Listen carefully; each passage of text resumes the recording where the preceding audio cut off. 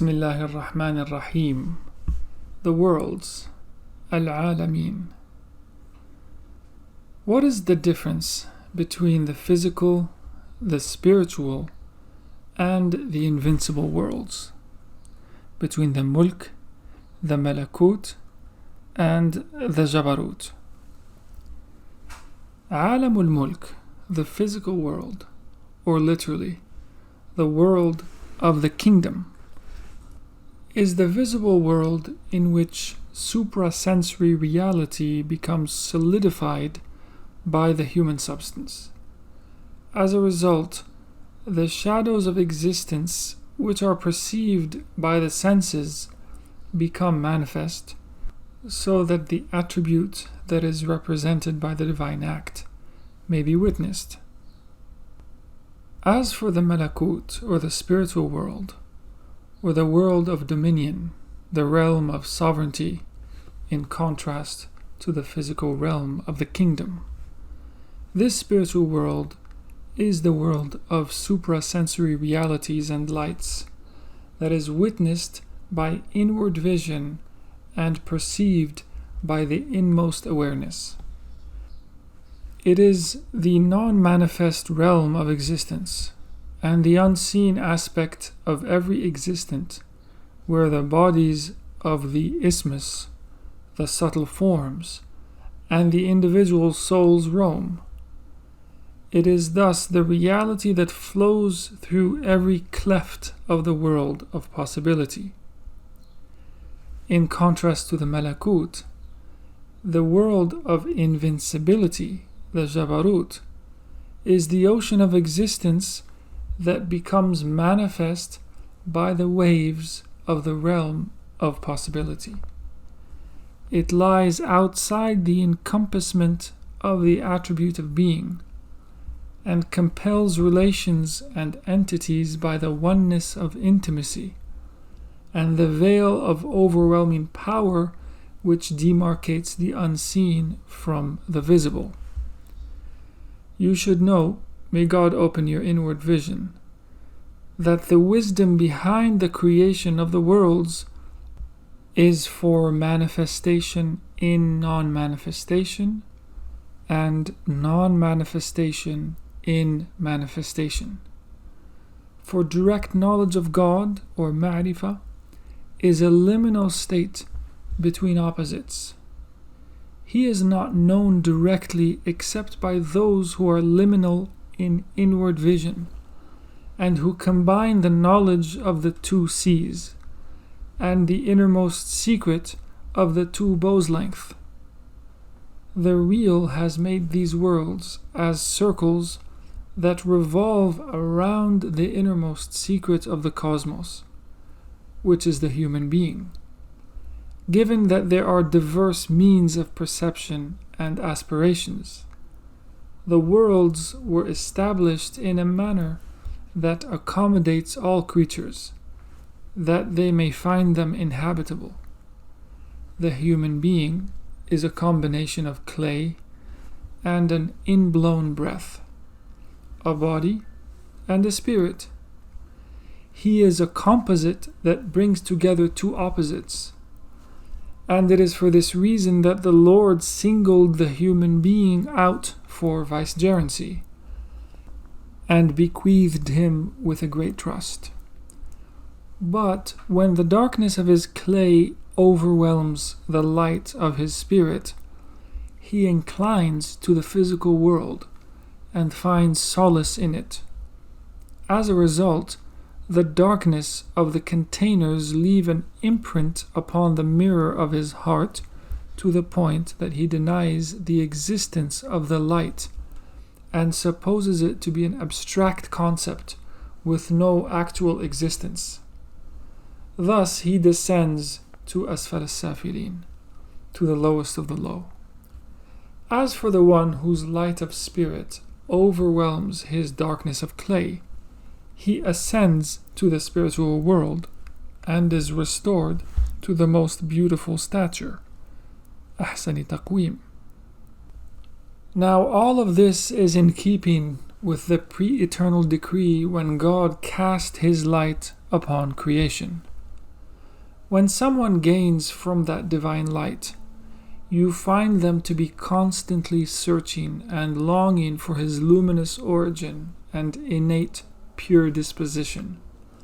When someone does not gain from that light, you find him to be constantly fleeing from it, distancing himself from God's folk, and viciously fighting against them and opposing them. This is the secret of the Quranic verse. Say, each acts according to his disposition. Shakilatih. Surah Al-Isra, verse 84. Moreover, you should know, dear seeker, that the worlds are attributes and levels of the reality of the essence. They are mere descriptions, not multiple faces of the essence. For there is only one face. The multiplicity of cosmic levels is a relative attribution to the existence of the real, without any division in his essence. Far be it for him. They are none other than attributes by which he manifests, so as to make himself known to his servants. Thus, the secret of the physical world is knowledge of certainty, or ilmul yaqeen.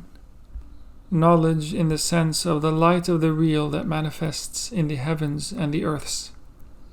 As for the spiritual world, its secret is the eye of certainty, or certainty in itself, aynul yaqeen.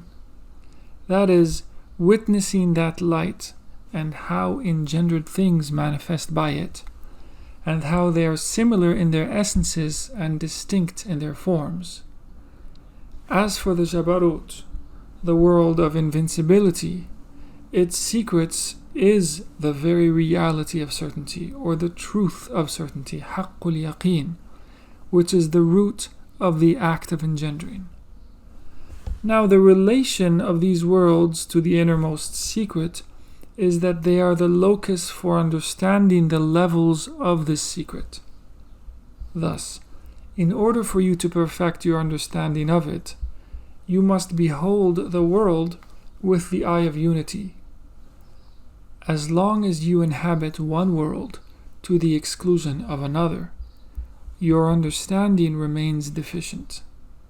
The knower of God is thus the one who inhabits all of them at the same time and in the present moment, and this is only realized by the one for whom time and space have come to naught.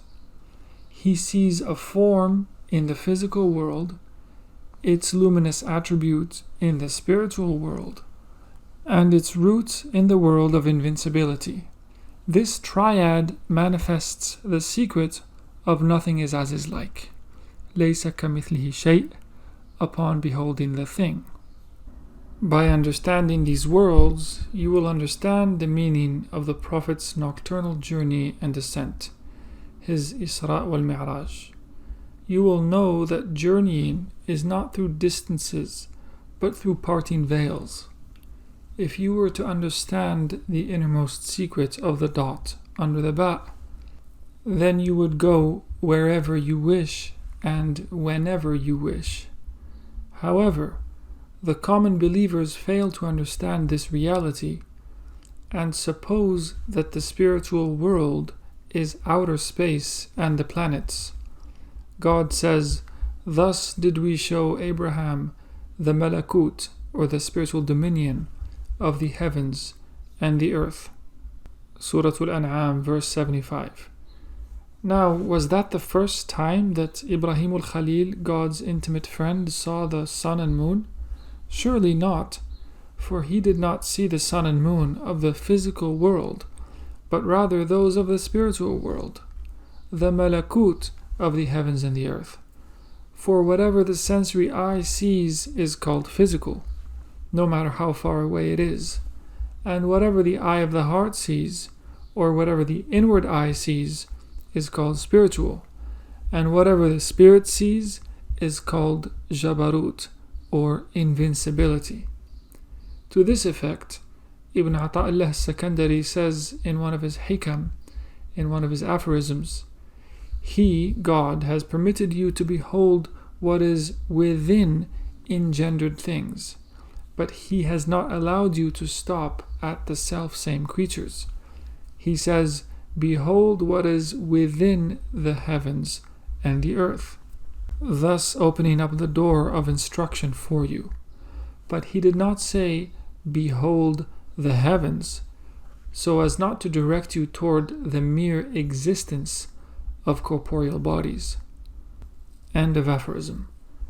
Thus, engendered things were brought into existence so that you may see the real within them, in the manner of lovers extinguished in the vision of the beloved, not in the manner of any heretical notion of unification with God.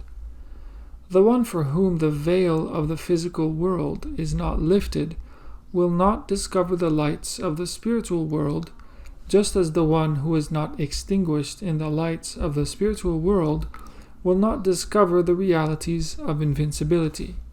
For these worlds were brought into existence in order for the real to be known through them, not in order for them to be known in themselves. اللهم صل على سيدنا محمد وعلى آل سيدنا محمد كما صليت على سيدنا إبراهيم وعلى آل سيدنا إبراهيم وبارك على سيدنا محمد وعلى آل سيدنا محمد كما باركت على سيدنا إبراهيم وعلى آل سيدنا إبراهيم في العالمين إنك حميد مجيد.